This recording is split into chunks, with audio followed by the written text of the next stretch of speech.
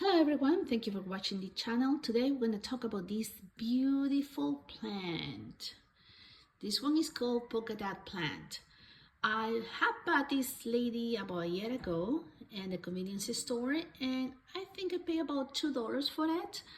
She was tiny, you see, like this size, maybe like 2 inches tall, and look at her now. She is so tall and beautiful. She's about 2 feet tall now, and she's just doing great. Isn't she so amazing? I'm in love with this plant. She brings so much happiness every time I see those bright pink leaves. Look at those. It reminds me of a cotton candy. So I'm making this video to share my tips so you can start enjoying this beautiful plant. First of all she loves is water. So keeping the soil moist is the key, and water this plant when the top half inch of the soil has dried out. You can also cut back slightly on watering in the winter, and then you resume watering once you see the new growth appear in the spring. Now, keep in mind that this plant loves humidity, so you have to put this plant in a warm place with at least 50% humidity. Now, she's great for being in the washroom, so if you have a window, go ahead, put her there, and she will be very happy. I live in Zone 6, Toronto, Canada, so I keep mine indoors, but if you live in Zone 10 and 11, these plants are hardly outdoors. Last summer, I propagated this plant. I kept it in a container indoors.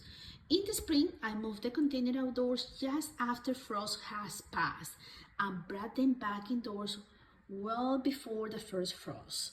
You can also plant them in your garden as annuals. They bring so much color, and if you do so, try to plant them in a place where it gets indirect light sun. Now, regarding the soil, they are not picky about it, but I will plant it in an all-purpose organic soil potting mix.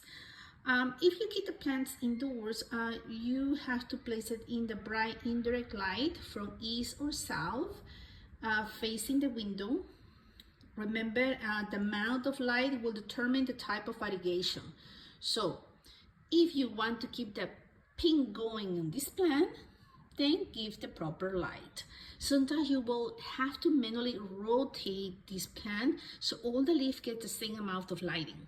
For example, you see this one, this pink was facing the window. And now that's why it's a little bit darker here.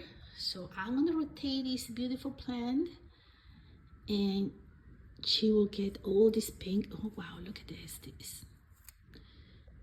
This is so beautiful. The bloomings. Love this plant.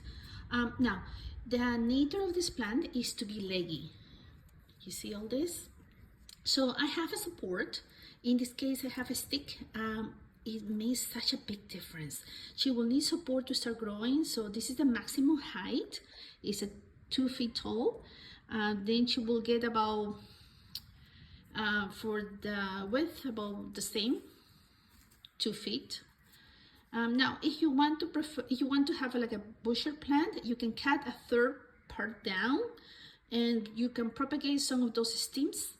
You can cut it and add them to your path, right? You can cut it here and you can add it here to your path. You can propagate those stems by cutting 2 to 4 inches piece of the plant once again, and then you remove the leaves on the lower half of the stem. You can also put the cuttings in water. Just be sure the water has room temperature. Now, the section where the lower leaf were removed should be covered. You have to place those cuttings in the indirect light and change the water often so you keep the algae from forming. You also have to pat the cuttings into the soil when the roots are about 2 inches long. Fertilize the plant once a month. Never fertilize this one, but she's blooming, so I guess she likes where she's placed. But it's recommended to fertilize it once a month with the regular indoor plant fertilizer. Now, polka dot plants typically blooms in late summer or early fall as they begin to shorten. Now these plants bloom by standing up. You see this one standing up is so small spike with tiny pink or purple flowers. Oh my God, they're so beautiful.